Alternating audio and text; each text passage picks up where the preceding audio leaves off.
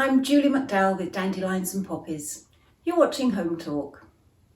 So the first thing I did was clean the piece of furniture, always really important. Do that first, then sand it lightly. Don't sand it first because that will just drive it into the grain.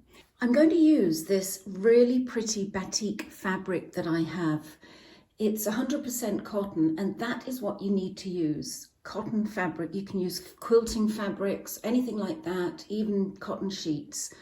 The next thing you do is you cut a piece of the fabric larger than the surface that you're going to stick it to. Don't cut it the same size and try and pull it to fit. It just is too complicated. Cut it bigger, and then we cut off the excess when it's dry. And now for the fun part. I'm going to use to stick this fabric to my surface some high performance top coat. This is by General Finishes. You can use any water-based top coat, or you can use any glue that you want. If you have Mod Podge fabric, then that works too. But I like to use this for this decoupage. Okay, that's well coated. And now I'm going to take my fabric and lay it down on top of the polyacrylic, and using my hands just press it down. This drawer front has got a slight little raise in it there. It's got like a little detail, so I'm making sure that the fabric goes into those little grooves there. If you're working on a flat surface, it is a lot easier, but this will still work. And then once I'm happy it's on, I'm going to take some more of this top coat and apply it liberally over the top.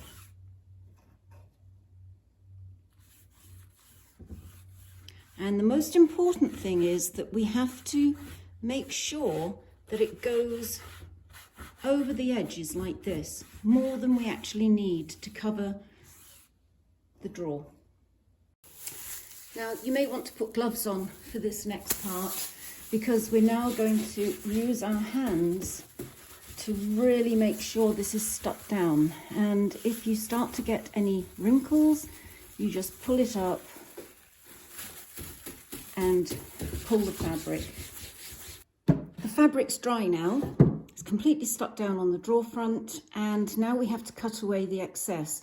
And where I have gone over the edge with the top coat, that's made it really stiff and it's very easy to cut. So taking a very sharp blade, pulling the fabric away from you, just run it along the edge.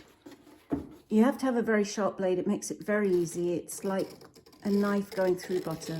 So easy to do. Now, the corners can be a little bit difficult to maneuver. So just cut them as close as you can, and then using a little bit more glue, go over the top and stick them down. And then that is all nice and neat and ready for the next step.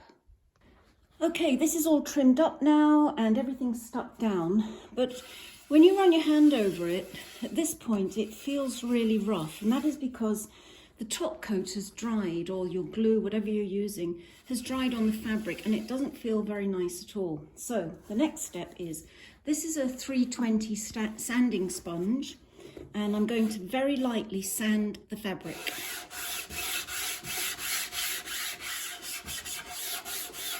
And taking my top coat again, and this is the reason why I use the top coat, the polyacrylic, as my glue, because I want to now give this a nice glossy, or in this case satin, finish.